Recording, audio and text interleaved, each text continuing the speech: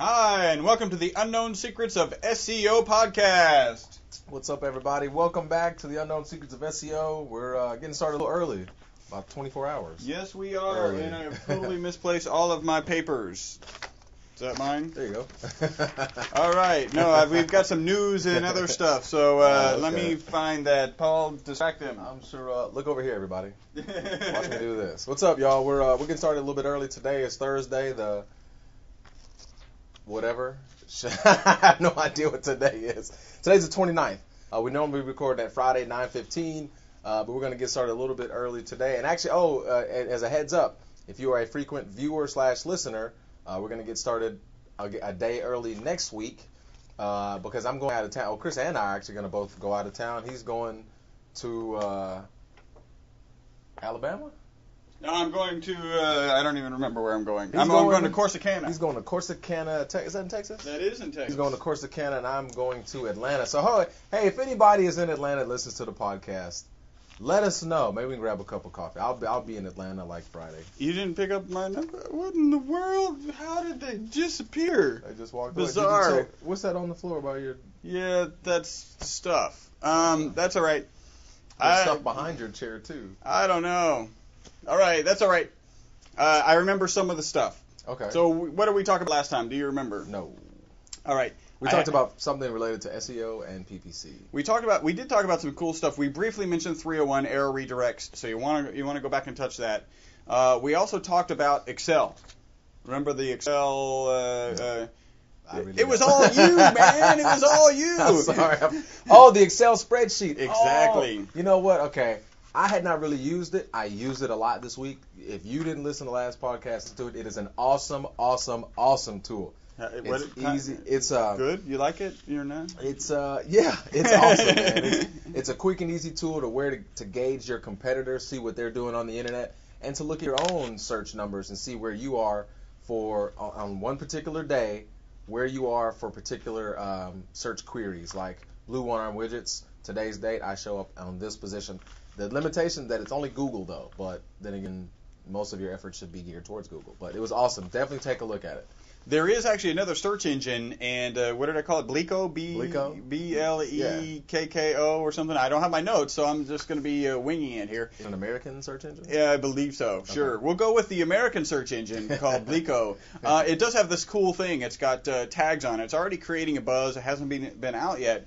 And it's, some of the comments about the search engine were how smart it is that they're kind of releasing some of this information up front because they're already generating some buzz, which is cool. So they've got these slashes, and what they allow you to do is, they call them slash tag, is get a particular perspective. So for instance, say I want to do BP oil spill / conservative. So Okay. now I'm getting the conservative perspective of the BP oil spill. Okay. It's kind of cool, right? So they've got some other ones. They've got Christian. They've got Star Trek. Okay. I really don't know how you do Star Trek perspective of the BP oil spill. I know that there's a huge Star Trek following, so I bet that there was somehow somebody can come up with a way to do that. So here's the one. I got to get your comments on this one, Paul. They have a perspective called beer. So the beer perspective on the On BP whatever, oil spill. on the BP oil spill. I mean, we got to know the beer perspective on chicks. Yeah. From the guy's It's like, perspective, the you more know. the merrier. What is the beer perspective? I don't know. It's I'm going to have to check that out. just food See for what thought. that looks like. Well, you probably want to wait until they actually release it. Oh. Nah. Man, you can go read articles all day long on it right now. But it's a pretty cool concept. Think about it. If we're kind of a news agency, if you will, here. Yeah. So we could maybe do SEO from the black hat perspective, or we could do Okay. SEO from the white hat. I don't think those slash tags exist. But it's a very cool thought. I'd like to see how the search engine will do in terms of SEO performance and having like SEO plugins and stuff. Well, one of the things it's talking about is it's going to be a lot more transparent about, what is your ranking, what are your inbound links, what is, it's just going to be really nice. Transparency. Won't you try that on Google? Where are my links at? I just keep going back to that.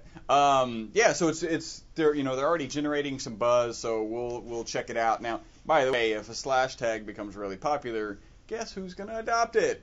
Us.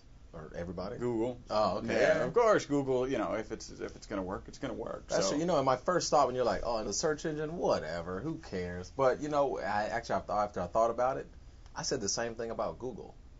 Because I was like Yahoo all the way. I remember I was in college when Google came out. And I was like, whatever, Google. There's nothing here. Just a search bar. Yeah, there's no information. It's useless. How wrong was I about Google? So hey, you never know. This thing might take off. Hey, I don't know if you know this. We have a listener. We like to kind of point out listeners around the world. We have a listener in Dubai. Wow, Yeah. That's what's up. Hey, you're probably extremely wealthy. And or you're looking how to search engine optimize used construction equipment for sale. Yeah. I got 15 cranes that are currently not operating.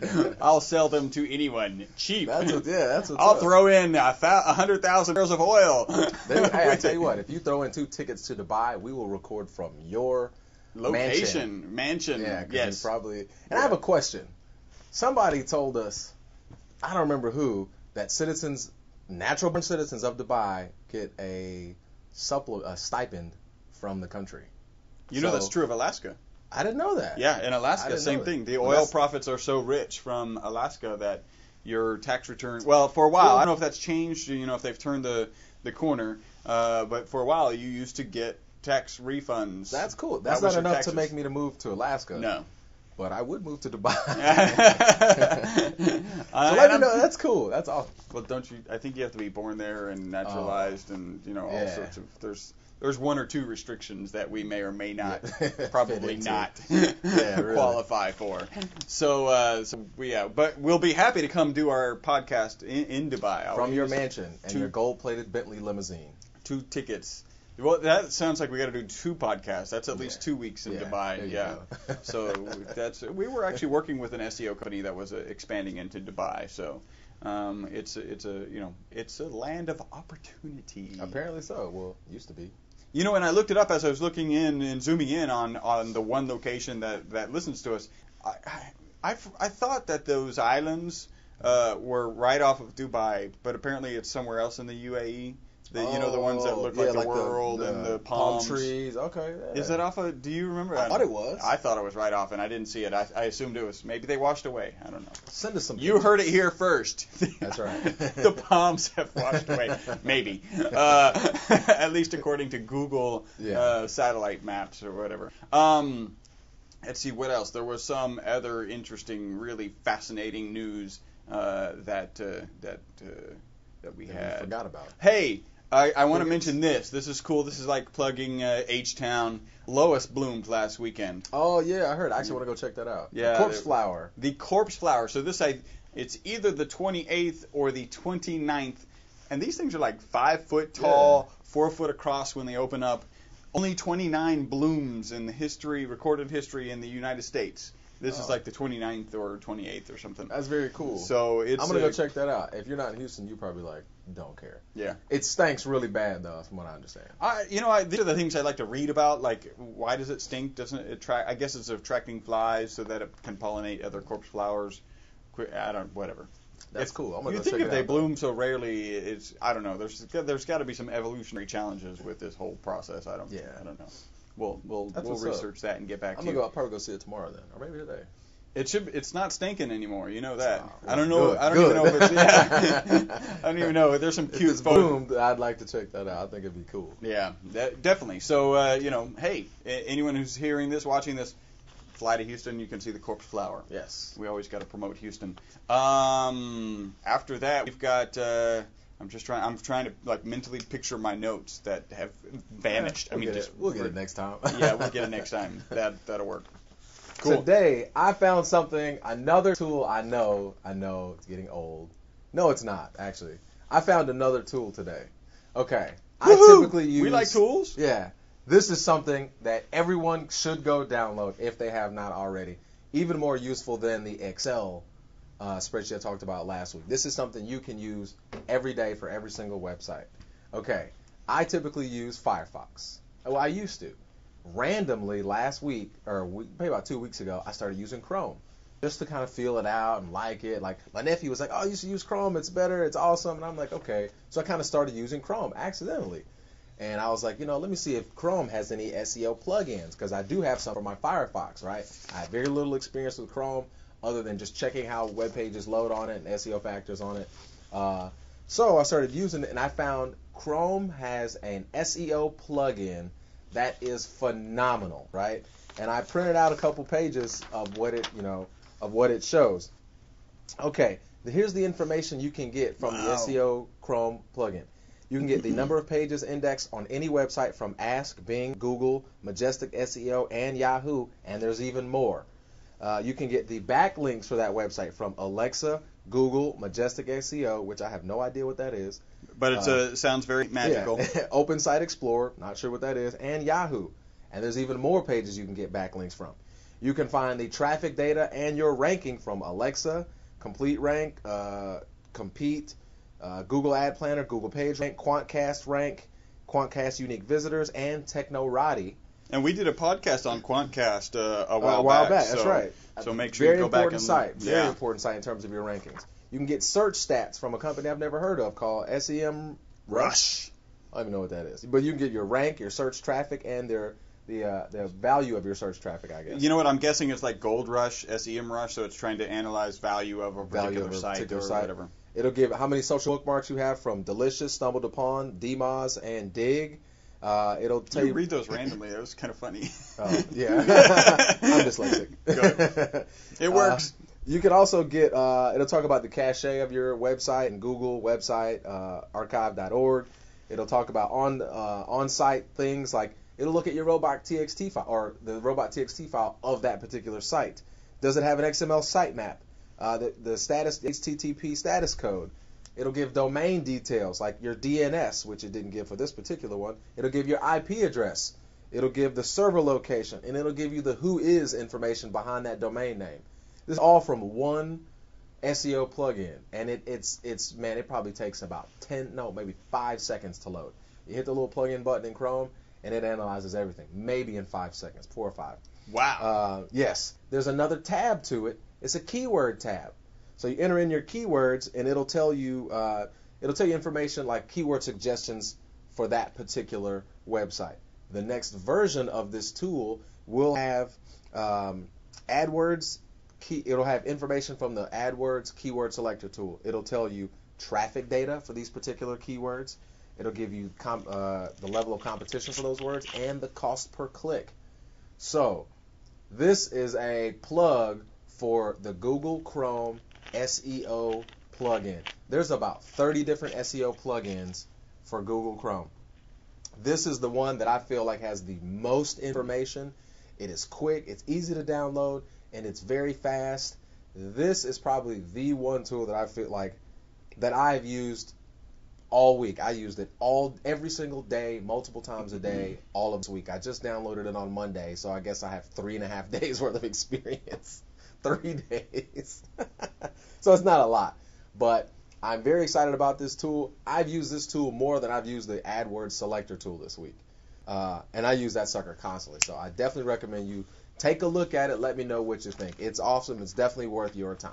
And we started working. I really started working with some in-depth data with Insight. Google Insights that's an amazing tool, and it allows you to do a lot of really deep down analysis. So you wonder potentially for some of our clients. We're looking at some national clients that literally are national because they go across the whole country. I don't even know where I was going with that. They're actually national, and the way that you want to target some of these national campaigns is you want to understand what is local search volume. Mm-hmm. So how many people, let's just say it's, I don't know, an oil change. So how many people in the Houston area are Googling? In fact, it was related to oil and oil changes, and kind of the consensus of this company that we're working with is that, hey, people don't search for oil changes because they use the guy down the block and they've used him their whole life or whatever.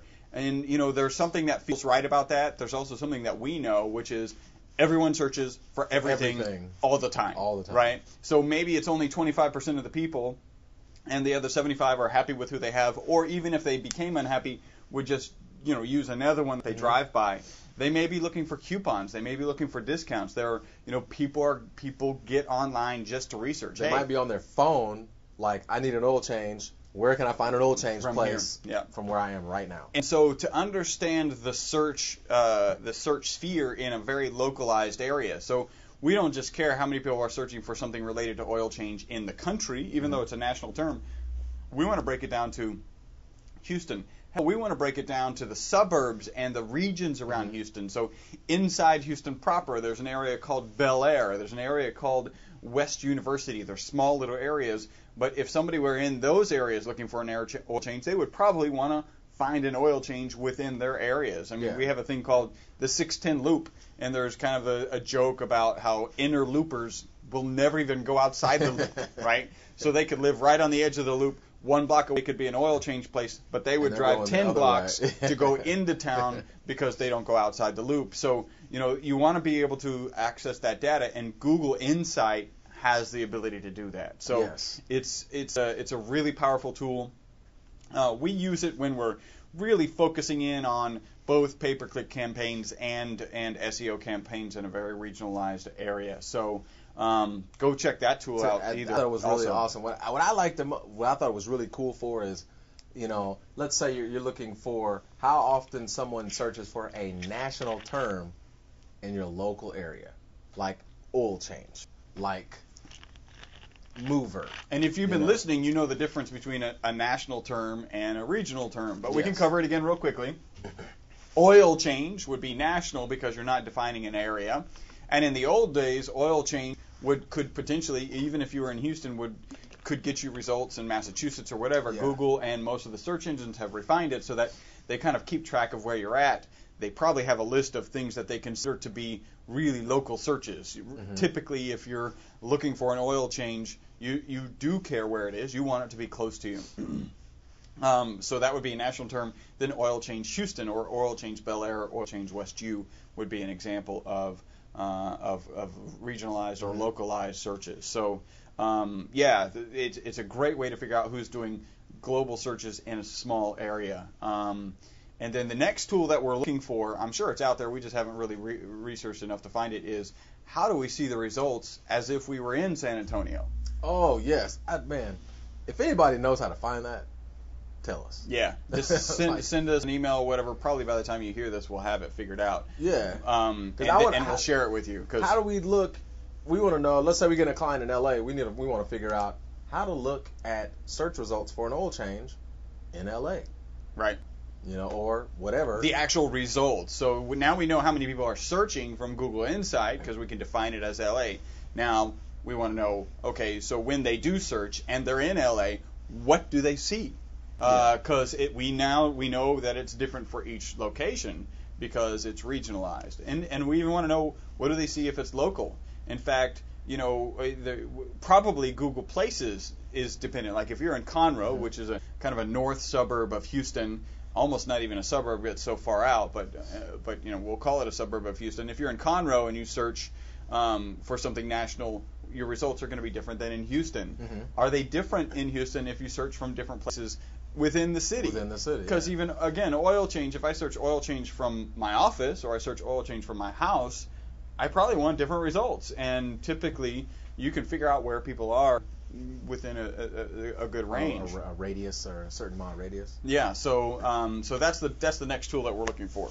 And when we find it, we'll share it with you. And if you share it with us, we'll give you something. A shout out. Free. There you go. There we go. I was going to say free website announcement. We'll give you a free results page of what it looks like to do a search for your product from some city of your choosing. There you go.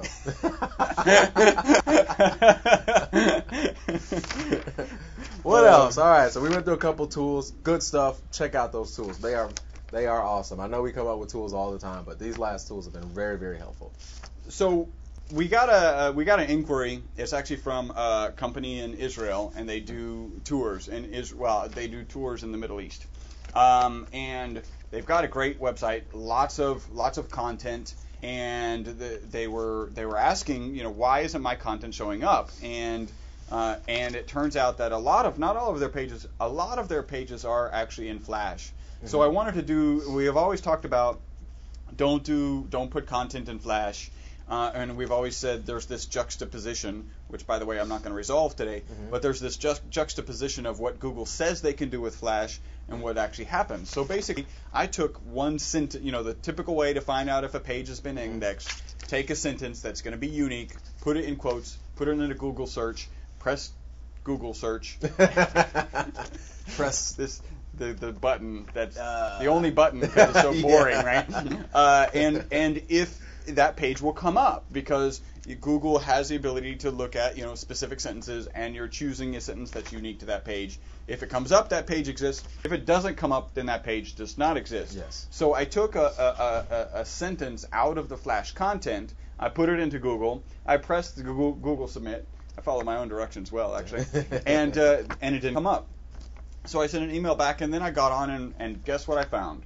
Webmaster Central blog has an article about improving Flash indexing.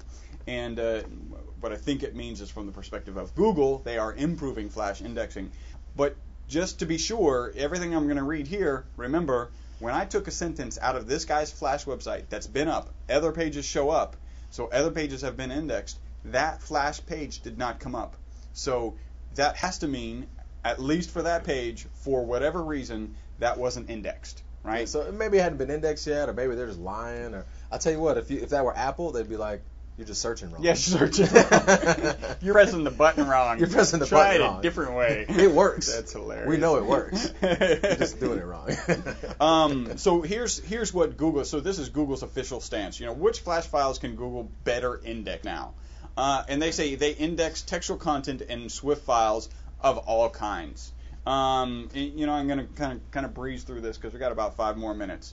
What content can Google better index from these Flash pages? Well, I don't even know what that question means. Really, the only thing that it can index, as we know, is textual content. Okay. It can't index videos per se, and it can't index images. Okay. I mean, it can know that there, but I don't know if Flash has a capability of putting like alt tags on images that are actually stuck inside of the Flash component or whatever. But Google is claiming that they can index text.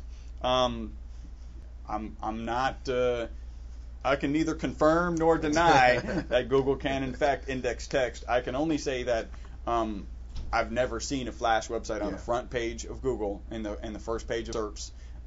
And whenever I've taken content from a Flash component and stuck it in Google can't find it. So I don't know what that means. And if you've seen I haven't seen it either. If you've seen a website that's on the first page for a keyword search, not for a business name search, let us know so I can tell you that you're lying. Yeah. You want to call me a liar? Is that No, so I can tell them that they're lying. that they're you're going to call our audience a liar. I don't know what's worse. Let's see. They're discovering URLs that appear in Flash, and then they keep falling through the pipeline. Basically, they're just describing how they do, in fact, index. They obviously say we don't index images, and they do not index FLV files. So those are videos. So that's something that I mentioned there. How does Google see content in Flash? Now, this is very important. We can't tell all of the proprietary details, but they can tell you that the algorithm effectiveness was improved, and they're using Adobe's new searchable Swift library. What they do is their algorithm will actually go through a Flash page. So you can have 1,000, whatever, an unlimited number of pages within one Flash component, and that can be your entire website, which we highly recommend against. Or you can do that, but you've got to do an HTML version as well. Yes. It'll explore all of that, and it'll put it all on one page. So even though in Flash it appears to be 10 different pages, it shows up all the content as one page. Okay. So this goes back to Darren Bowie, who was asking, hey, what's the problem with having everything on one page? And we outlined that as the biggest problem is keyword dissolution. What's the right word? Dilution. There we go. Keyword dilution, and that where you could have one page that was keyword focused, and then another page that was keyword focused on something else. If you put both of those pages on one page, both keywords are now diluted in terms of how often they're mentioned. So, even if they can index it, which I'm not saying they I'm sure they can, right? It can't be rocket science. Yeah. Are they, and how quickly are they, et cetera? They say that it's part. They don't have a separate bot out there doing it. It's part of their standard algorithm. Google Monster that they use. Go back. It's a running joke. Some of our reviews have said, yeah, go back and listen to the earlier ones. Then you can understand the running jokes. Yeah. Because if you just tuned into this one, you're probably like, that was a stupid joke. Did he just growl like a Google robot monster? Monster, what is it? All right. Here we go. So what do I need to get Google to index the text in my Flash? Basically, you don't need anything because it's part of their standard Google monster that goes around and eats information. Darren Bowie sent us something that was pretty funny. There's apparently like the Church of Google or something. Oh, where I did Google see is that. God, and it's like Google's omniscient, Google knows all, Google's omnipotent. I don't know. It's kind of funny. I thought it was pretty funny. It's good. Somehow you can. I wonder if you could marry somebody if you were, according to the Church of Google. The Church of Google. You could do anything. Why not? It had to be online though, and not in a Flash file. Yeah.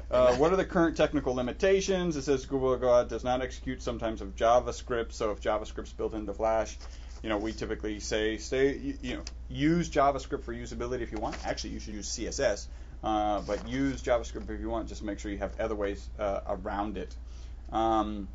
They do not attach content from external resources. So if you have content, the way I looked at it is like if you have content inside your Flash that's going to go to another place, it's not going to index that. Oh, okay. Yeah, and if your That Flash was my guess. loads XML or HTML files, it's not going to be part of it.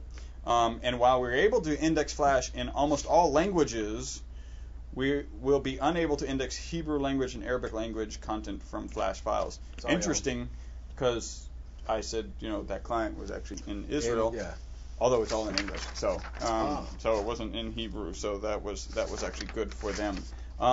So after all of this, Google saying yes, we can index Flash. I'm just not sure, and there's no way we would risk our clients or ours or yours or anybody's opportunity to be on the first page of Google by having a Flash-only website. It's just... I'd say, yeah. Maybe in a year, maybe 6 months, it might be caught up to where that everything in Flash is instantly indexed or indexed as quickly as normal text is. Today, I just don't feel like it is.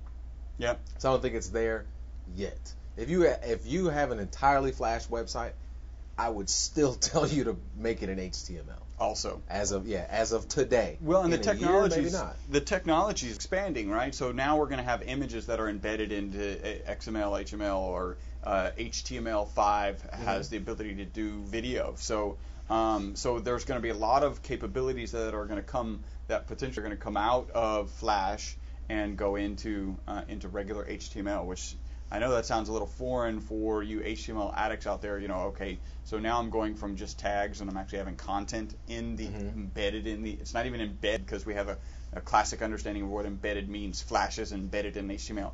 This is actually part of the HTML code. So things are going to be changing, and my guess is that we change and we're a little more active and able to do a lot of the things that we can do with Flash before Google really concretely starts, doing what they say they're doing, because we don't see it. And it could change. I think, like, when you said things are changing, like, you've heard that phrase, like, the only constant is change, and I feel like that could never be any more true in this industry. Yeah. Things always change, constantly. Flash may go away, and there may be something else that might replace it in 18 months. Google maybe go away and be replaced by Gleco or Bleco. You know what? Stranger things have happened. Yeah. Not really, but it makes sense. But it was pretty strange. Yeah. Anyway, that is the end of podcast number 69. You are listening to the most popular SEO podcast on iTunes. We did not cover how to follow us, tweet us, all that. So you can find us on Facebook, facebook.com/eWebstyle. You can find us on Twitter, twitter.com/eWebstyle.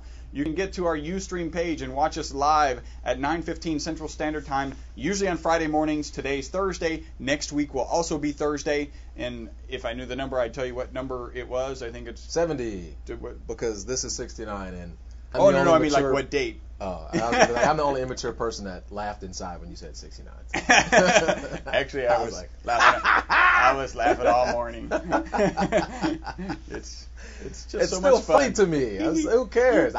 Yes, I'm He said immature. 69. I know. Yeah. Yes, I'm immature and it's funny. You can email us at podcast@e-webstyle.com. And you can find our YouTube page, e-webstyle.com/YouTube. That's YouTube. And that'll take you to our YouTube page because we have a lot of videos out there. We also have a funny animation of this podcast. You guys should go check that out. You can find that also on our Facebook.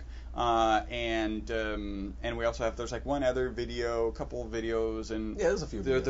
There's a video Darren Bowie put together for us that's awesome, and thanks Darren for that. Awesome. And you can also see we did how we do search engine optimization. We actually have, what is it, like a 2-minute video, 3-minute video of exactly the process that we use to get a website from, I mean, you can see it second by second from the second page to the first position. That's right. All you need is an X-Acto knife.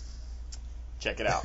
All right, this is podcast number 69, the most popular SEO podcast on iTunes. You have been listening to the Unknown Secrets of SEO Podcast. My name is Chris Burris. And I'm Paul Hansen. Bye-bye for now.